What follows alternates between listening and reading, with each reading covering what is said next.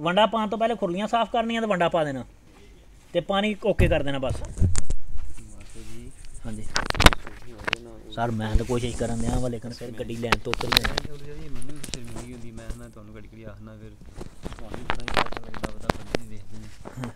कोई भी नहीं दिखन दिया अपना मोबाइल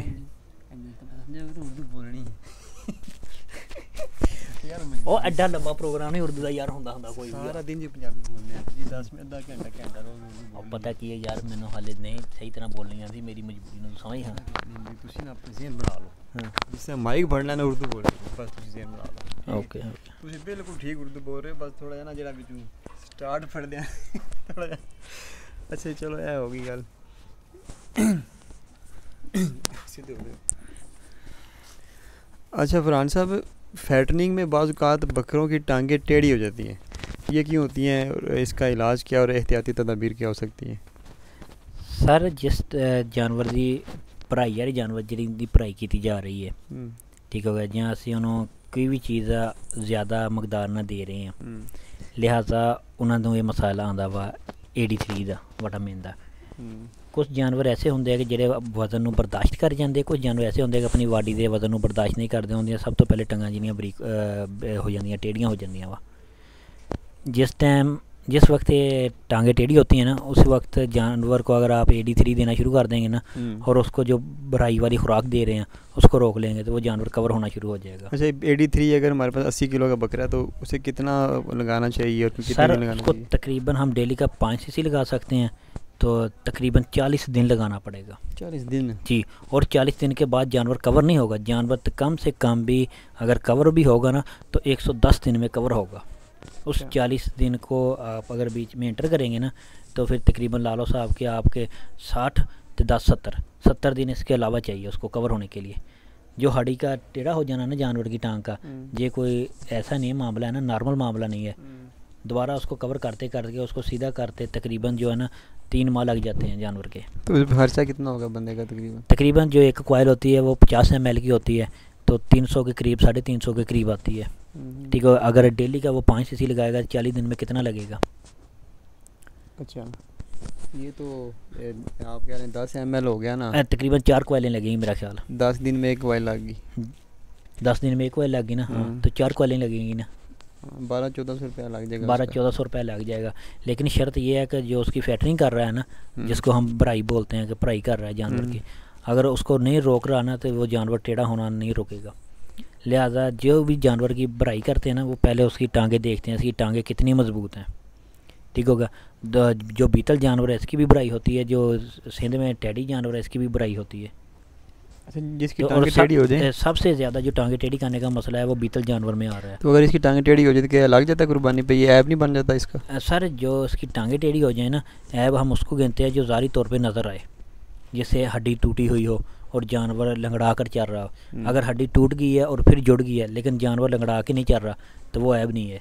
ये टांग का टेढ़ा होने के बाद जानवर की चाल में इतना ज़्यादा फ़र्क नहीं आता कि लंगड़ापन ये वो ये ऐसा नहीं मसला। अच्छा इसमें ज़्यादा आगे वाली टांगें टेढ़ी होती है पीछे वाली? सर आगे वाली टांगें ज़्यादा टेढ़ी होती हैं। जो बॉडी का वेट होता है ना ज़्यादा आगे वाली टांगों ये दोनों होती हैं, एक भी हो सकती है? बाज़ औक़ात दोनों भी हो जाती हैं, बाज़ औक़ात एक हो जाती है। लेकिन जब मसला बनता है तो फिर दोनों को बनता है। कोई कभी कभार ऐसा होता है कि दोनों वाज़े ज़ार होती हैं, कभी कभार ऐसा होता है कि एक ज़ार होती है एक नहीं ज़ार होती। गौर से देखेंगे फिर आपको जजमेंट होगी कि ये थोड़ी है ये ज़्यादा है, लेकिन मसला दोनों में आएगा।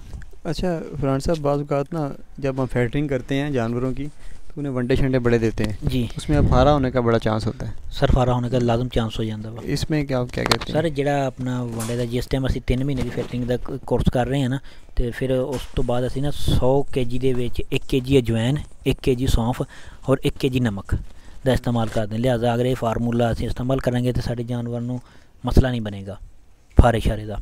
अगर फिर भी फारे का मसला बन गया तो ये वास्ते एक देसी फार्मूला वा जिहदे विच जिहड़ा नीला तोता जिन्हों जहर किया जाता दरख्तों वास्ते इस्तेमाल किया जाता वा, इन्हूं मक्खन दे विच ना मार के तो फिर दिता जाता, उहदी ज़ुबान ते लगाया जाता वा, इन्ना फारा ख़त्म हो जाता वा। अच्छा ये ज़रा कोशिश करें कि ये जो तरीका बता रहे हैं ना आप ये ज़रा उर्दू में बताएं, क्योंकि ये जिन लोगों को क्वेश्चन है ज़्यादातर वो कराची के हैं, ज़रा उर्दू में ना आराम से बताएं उन्हें कि फारा कैसे ख़त्म कर सकते हैं, कोशिश करके। ओके सर, उर्दू में बोले सर। जो नीला तोता है ना, अच्छा नीला तोता ये पंसारी की दुकान से मिलता है। ठीक है, इसका नीला कलर होता है। हाँ। ये एक जहर है, इसको मारना पड़ता है। पका के नहीं, हम इसको मक्खन में डाल के मारते हैं। अच्छा। कि मक्खन ले लेंगे, तकरीबन 10 ग्राम नीला थोथा लेंगे और 1 पाव मक्खन लेंगे, उसमें इसको अच्छी तरह रगड़ेंगे। रगड़ने के बाद 3-4 दिन के बाद इसको जब उसमें मक्खन में अच्छी तरह रगड़ने के बाद मिक्स हो जाएगा ना 1 पाव मक्खन में, फिर उस मक्खन को हम रख लेंगे। 4-5 दिन के बाद उस मक्खन को हम अपने ना मुर्गे में या मुर्गी जानवर कोई भी परिंदा होगा ना उसमें चेक करेंगे कितना, तकरीबन 2 ग्राम की गोली बनाएंगे, उस जानवर को देंगे परिंदे को। अगर वो परिंदा खा के बच गया तो वो आपका मर गया है, अगर वो परिंदा खा के नहीं बचा ना तो वो आपका नहीं मरा। अच्छा, ठीक हो गया। जिस वक्त जानवर को फारा हो जाए या जानवर का पेट रुक जाए, जिसको हम बन बोलते हैं, उस वक्त उसके जो ऊपर वाला तालू का हिस्सा होता है ना उसको आप लगा देंगे ना, टच कर देंगे, तो इंशाल्लाह ताला 10 में 15 मिनट के अंदर अंदर ये फारा ख़त्म हो जाएगा। अच्छा। इंशाल्लाह कोशिश करेंगे कि इसका तैयार करने का मुकम्मल तरीक़ाकार वाज़े हम वीडियो डालें। दूसरा जो सादा तरीक़ाकार है वो ये है कि अगर आप के जानवर को फारा हो गया ना तो आप ऐसे करें कि 1 पाव जो सरसों का तेल, 1 पाव तारे मिरे का तेल, इन दोनों ऑयल को अच्छी तरह उबालने के बाद इसमें आधा किलो पानी डालें, फिर उसको पानी को अच्छी तरह उबाल लें। ठीक होगा। उस पानी को उबालने के बाद तकरीबन जिस जानवर को फारे की कंडीशन ज़्यादा है ना तो उसको पहले जो उसकी मेंगल वाला रास्ता है ना उसमें 20 से 25 ml दें और उसकी टांगों को ऊपर कर दें। ठीक होगा। तकरीबन 10-12 मिनट के अंदर अंदर वो जानवर मेंगलें भी करेगा और पेशाब भी करेगा। जब वो मेंगलें और पेशाब कर दे ना तो इसके बाद उसको जो आपका फार्मूला तैयार हुआ ना उसमें 20 ml लेके उसको मुंह के रास्ते दे दें। ठीक हो गया। पहले मेंगलों वाले रास्ते देना है, बाद में मुंह के रास्ते देना है। मेंगलों वाले रास्ते और मुंह के रास्ते इसलिए देना है कि जिस जानवर की फारे की कंडीशन बहुत ज़्यादा है। अच्छा। नंबर 2 के ऊपर जिसको फारा कम है ना उसको आप मुँह के रास्ते भी दे दें तो वो क्लियर हो जाएगा। नंबर 3 के ऊपर जिस जानवर के पेट में फारा भी नहीं है लेकिन फिर भी दर्द होता है उसको भी अगर आप मुंह के रास्ते 20 ml दे देंगे तो वो भी कवर हो जाएगा। जिस जानवर को आप 20 ml देंगे ना उसका बॉडी वेट कम से कम भी 25 से 30 kg हो। अगर इससे कम होगा ना 25-30 के कम होगा तो उसको 10 ml 15 ml देना पड़ेगा और उसके जो गोबर वाला रास्ता है उसमें भी ऐसे 10-15 ml डालना पड़ेगा। ठीक होगा। अच्छा, बुखार भी हो जाता है बाज़ का सेटिंग में बकरों को? सर बुखार जिस टाइम उस वक्त होता है जब जानवर की खुराक हज़म नहीं होती। ठीक हो गया। जहाँ खुराक ऐसी दी जाती है जिसमें मॉइस्चराइज़र बहुत ज़्यादा होता है, जिसको हम गीली हुई खुराक कहते हैं, भिगो के देना। तो जब जानवर को बुखार हो जाए ना तो बुखार के लिए सबसे बेस्ट तरीक़ाकार ये है कि जो हमारी जो गोली है ना ब्रूफान या पैनाडोल हम इसका इस्तेमाल करते हैं। ये बुखार फौरी ख़त्म कर देती है। कैसे देते हैं ये, कितनी ये तकरीबन अगर जानवर का तकरीबन वज़न है ना, जिस जानवर को बुखार होगा ना वो तकरीबन 2 दांत के बाद ही होना शुरू होगा जब उसकी खुराक रुकेगी और ख़ुराक वो ज़्यादा खाएगा। ठीक होगा। तो हम इसको 2 गोली देंगे जो डबल मकदार वाली है ना 400 mg वाली, वो हम 2 गोली दे देंगे, सुबह और 2 शाम दे देंगे।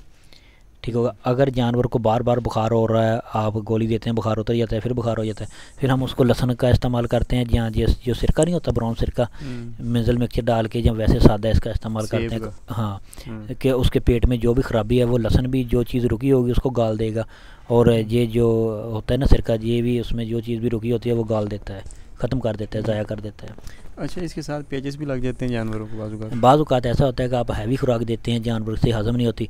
जहाँ खुराक आप ऐसी देते हैं कि जानवर उसमें पानी ज़्यादा इस्तेमाल कर लेता है, जहाँ आप जानवर की रूटीन को बदलते हैं तो फिर ही प्रॉब्लम आ जाती है। बाज़ औक़ात ऐसा भी होता है कि आपने जो उसको खुराक डालने के लिए 2 टाइम की रखी हुई है, जानवर के आता है वो खा जाता है टोटल खुराक, आपको खबर नहीं होती, तो पेचेस का मसला आ जाता है। पेचेस में सबसे अच्छी चीज़ जो है हम सेफ्ट्रॉन DS देते हैं।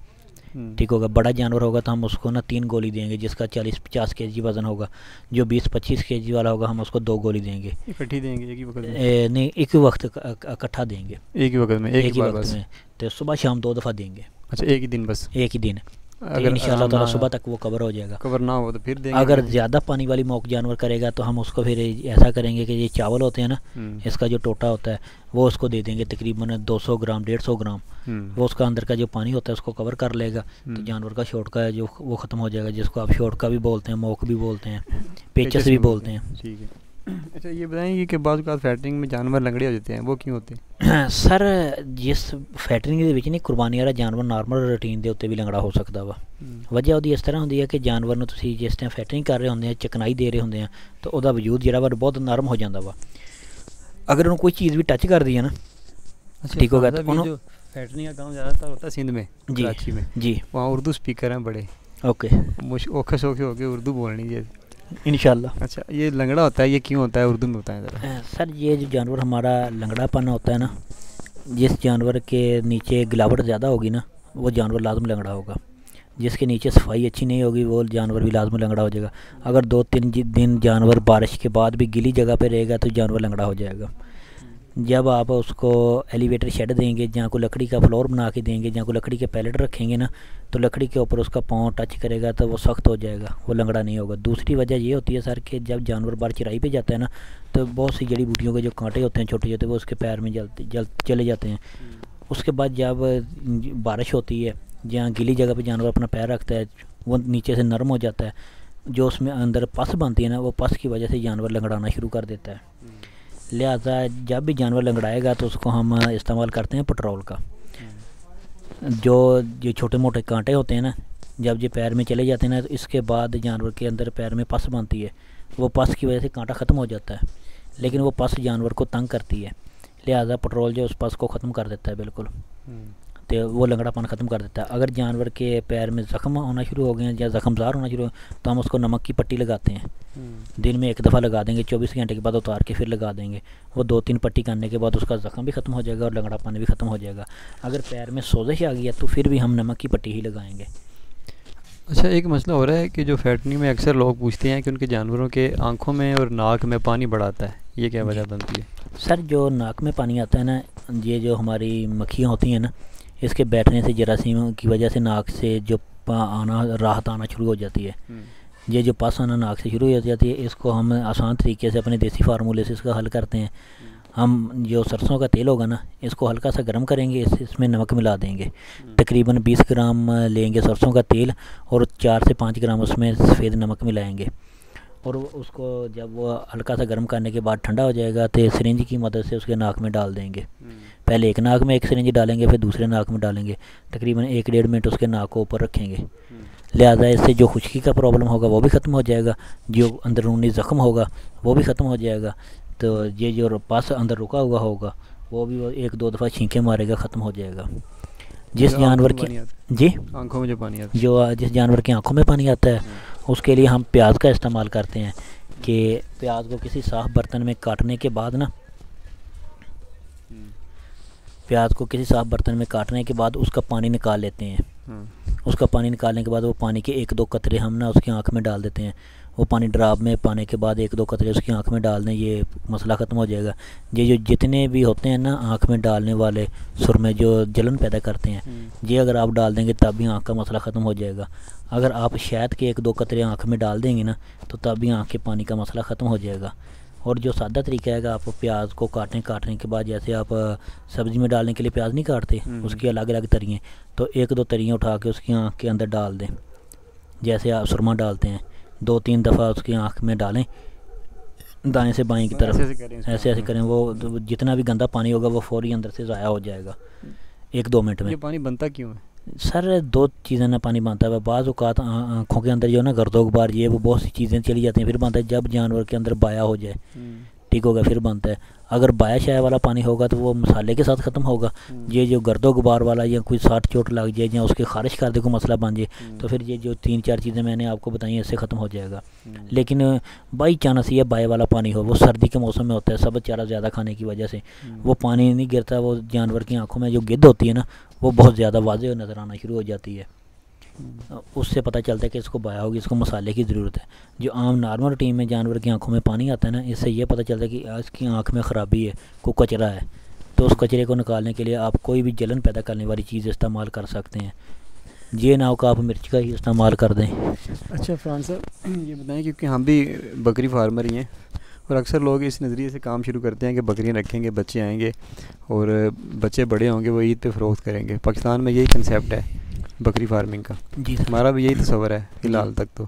तो आप क्या सोचते हैं कि ये जो आम ब्रीडिंग में आते हैं कि बच्चे ले के बकरियों से वो बड़े करके बेचेंगे ईद पे, ये ज़्यादा काम आप समझते हैं कि मुनाफे बख्श रहता है नए लोगों के लिए सीखने का, इसमें ज़्यादा चांस है, या फिर बकरियां रख के ये करें या फिर डायरेक्ट बकरे लेके पालें? आप क्या समझते हैं नए लोग हैं, मतलब मकसद तो पीछे यही होता है कि बकरे पाल के ईद पे बेचने हैं, तो आप क्या समझते हैं कि नए लोगों को बकरियां रख के उनसे बच्चे लेके पाल के ईद पे बेचनी चाहिए या फिर डायरेक्ट पहली बार उन्हें बकरे ख़रीद के वो पाल के बेचने चाहिए? सर जो आपका सवाल है ना, इसके बारे में ये है कि इसको इकनामस को देखा जाता है। जब आप बकरी की इकनामस को और बकरे की इकनामस को देखेंगे तो ये दोनों मुख्तलिफ हैं। लिहाजा जो आप बकरी 30-40 हज़ार की ख़रीद रहे हैं ना, जो जानवर भी आप 40 हज़ार का ख़रीदेंगे उसके मगर 2 बच्चे होंगे। ठीक हो गया। 1 साल के बाद उसके 2 बच्चे अगर नॉर्मल भी हो, कम से कम भी हो, ज़्यादा ग्रोथ उसने ना भी की, तब भी वो आपके 40 हज़ार के हैं। ठीक होगा। और बकरी फिर भी बच्चे पैदा कर देगी 1 साल बाद। लिहाजा आप बकरी को फ़रोख्त करेंगे तब भी आपका 40 हज़ार वापस हो जाएगा, या आप उसके बच्चों को फ़रोख्त करेंगे तब भी आपका 40 हज़ार वापस हो जाएगा। जो जानवर का ख़र्चा है वो अपने दूध से निकाल देता है। अगर आप दूध का नहीं इस्तेमाल करते, आप उसका जितना भी दूध है उसके बच्चे को पिलाते हैं, तो फिर वो जो आपके जो बच्चे होंगे वो 40 हज़ार के नहीं होंगे, वो 80 हज़ार के हो जाएंगे। ठीक हो गया। लिहाजा ये तो चीज़ आपने अभी सोचनी है कि जब तक तो आप बकरा ख़रीद के हैं 10-12 हज़ार का, 15 हज़ार का, 1 साल उसकी खिदमत की, उसने आपको 15-20 हज़ार दिया, बकरा फ़रोख्त कर दिया, पैसे आपकी जेब में आ गए थे, बाकी आपको कुछ नहीं बचा। लेकिन जब आपने बकरी ख़रीदी 40 हज़ार की, उसके मगर 2 बकरे थे या 1 बकरा था, 1 बकरी थी, तो वो आपको फ़रोख्त करने के बाद 2-3 जानवर आपकी बैक में भी है। अच्छा, ये बात ठीक है आपकी। हाँ, जो आदमी ये सोचता है ना कि बकरी की टेंशन ज़्यादा है, प्रॉब्लम ज़्यादा है, हम बकरे ख़रीदेंगे और बकरे फ़रोख्त करेंगे, उसके लिए नफ़ा भी उतना ही कम है। अच्छा, ठीक हो गया। जो आदमी ये सोचेगा कि हम 2-3 साल बकरे का काम करने के बाद फिर बकरी ख़रीदेंगे, तो फिर भी बकरी की वही प्रॉब्लम है उसके सामने आएंगी 2-3 साल के बाद भी। बकरी का जो सिस्टम है वो अलग है, बकरे का सिस्टम अलग है। बकरे ने दूध नहीं देना, ठीक होगा, उसको उतनी खुराक की, उतने प्रोटीन की, उतने मसल मिक्सचर की नहीं ज़रूरत होती। बकरे ने बच्चे नहीं पैदा करने, ठीक हो गया। बकरे को फीड डेफिनेशन ही इतनी नहीं ज़्यादा नहीं होती, फिर बकरे को बच्चे पैदा कराने का मसला नहीं बनता, बकरे को क्रॉस कराने का मसला नहीं बनता।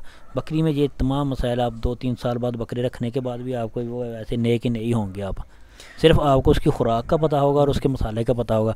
बाकी जो चीज़ है ना, पेचीदा चीज़ें, बच्चे पैदा कराना, बकरी क्रॉस कराना, बच्चों की कल्टी हो गई है उसको ठीक करना, ये तमाम मसाइल आपको फिर वैसे के वैसे ही होंगे जैसे एक नए आदमी को होते हैं। अच्छा फरहान साहब, ये सारी बातें आपकी ठीक हैं। असल में जो मैंने देखा है ना, जो मेरा एक मुशाहिदा है वो ये है कि जिन लोगों ने बकरों से काम शुरू किया है उनका नुकसान बहुत कम हुआ है। जैसे अभी हमने कुछ देर पहले एक शाह साहब हैं, शायद वज़ीराबाद से हैं, उन्होंने छत पे बकरे रखे हुए हैं, तो कह रहे थे एक बकरा बीमार हुआ था, तो हम दोस्तों ने उसके पैसे भर के तो वो उसे ज़िबा करके खुद ही खा लिया। मतलब उसमें हमें नुकसान नहीं हुआ, बाकी उनके जानवर कह लें सेहतमंद ही थे। ईद पे वो सारे बिक जाएंगे, नुकसान उनका नहीं होगा, फ़ायदा ही होगा उन्हें। और जिन लोगों ने रखी है ना बकरियां, अब जुनेद साहब हैं, एक रुवात से हैं, इस्लाम पिंडी की साइड से, कल वो मैसेज किया उन्होंने मुझे कि 180 बकरियां उनके पास, और पिछले 1 माह में उनके 100 से ज़्यादा बच्चे हलाक हुए हैं। और आप ये देखें कि जो लोग बकरियां रखते हैं शुरू में, उनका कितना ज़्यादा नुकसान होता है, और इस कदर नुकसान होता है कि वो फार्म ही बंद कर देते हैं लाखों रुपया ज़ाया करके। और जिन लोगों ने शुरू में बकरे रखे हैं उनमें बड़ी हिम्मत होती है, वो कहते हैं जी वही कुछ नहीं है बकरों को, तो हमारे तो इस साल बिक गए हैं, अगली बार हम 100 लेके आएंगे, 50 लेके आएंगे। वो उनका, जब मैं देखता हूँ उनका अज़म होता है कि हम आगे जा रहे हैं। जो बकरियाँ रखते हैं शुरू में वो पीछे जा रहे होते हैं, अपने आप को महसूस करते हैं पीछे जा रहे हैं। रोज़ इतने मैसेज आते हैं, यार साल हो गया, 1.5 साल हो गया बकरों को खिला रहे हैं। ऐसे ऐसे लोग भी हैं जो 3-3, 4-4 लाख महीने का खर्चा कर रहे हैं बकरियों पे, कोई आउटपुट नहीं है, बच्चे मर जाते हैं, बकरियां उधर ही खड़ी हैं ना, तो मुनाफा नहीं उन्हें हो पा रहा, ना ही आगे नज़र आ रहा है।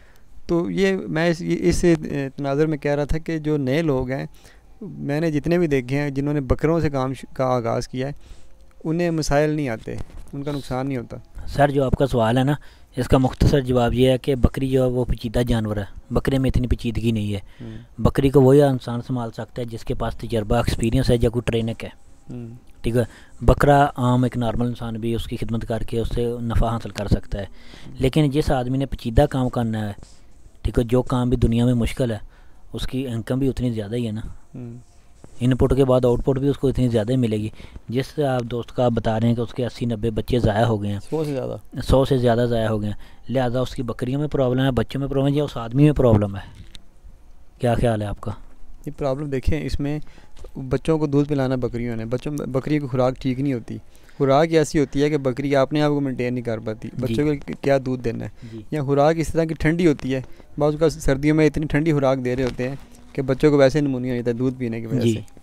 तो मतलब इसमें मिस मैनेजमेंट इतनी ज़्यादा आ जाती है बकरियों में, बकरी फार्मिंग में, बकरा फार्मिंग में नहीं आती इस तरह। इसलिए जो मेरा एक है ना नज़रिया कि जो नए लोग हैं, मैं तो उन्हें यही कहूँगा कि शुरू आगाज़ जो है ना बकरों से करें। बकरों से आगाज़ कर लिया, 2-3 साल के बाद उसने बकरियां ले ली, फिर भी उसको ये प्रॉब्लम आएगी कि नहीं देखिए इतने साल बाद ना ले, 2-3 साल तो बड़ी दूर की बात है ना जी। कि जैसे आप कह रहे हैं कि 3 माह फैटनिंग करे जी, तो ईद से 3 माह पहले ले ले, उसका तजर्बा हो जाएगा जी। उसके बाद ईद के बाद ले ले, वही कोई 3-4 माह रख के फैटनिंग करके कसाई को दे दे जी, उसका फिर कोई तजर्बा हो जाएगा जी। मतलब 2-3 लाटें अगर वो बकरों की लेता है 2-3 लाटें तकरीबन कम से कम भी 1.5 साल वो ना ट्रेनिंग करे, खुद जानवर ले, उसको फ़रोख्त करे, उसके बाद बकरियां रखे, आपका ये मतलब है? आप क्या समझते हैं, ऐसे होना चाहिए? ठीक है सर, आपका जो ये ऑप्शन है ना वो ठीक है, मैं इसको मानता हूँ, लेकिन ये चीज़ आप देखें कि जब भी वो बकरियां रखेगा ना फिर भी उसको प्रॉब्लम लाजम आएगी। क्यों, आपने ये तो मिसाल लाजम सुनी होगी कि जिसको गम कोई नहीं वो एक बकरी रख ले। उसमें ये तो नहीं है बकरा रख ले, हाँ बकरी रख ले, मसला फिर बनता है जी, बकरे का नहीं बनता। इसलिए जो लोग दुख नहीं लेना चाहते वो मैं समझता हूँ वो बकरे रखें, बकरियाँ ना रखें, क्योंकि बकरियाँ वालों के बड़े अजीबोगरीब दास्तानें हम रोज़ सुनते हैं, देखते हैं। बस ये हमारा एक कंसेप्ट है यूट्यूब पे कि बकरियाँ पालें और लाखों कमाएं, हकीकत इसके बड़ी बरक्स है।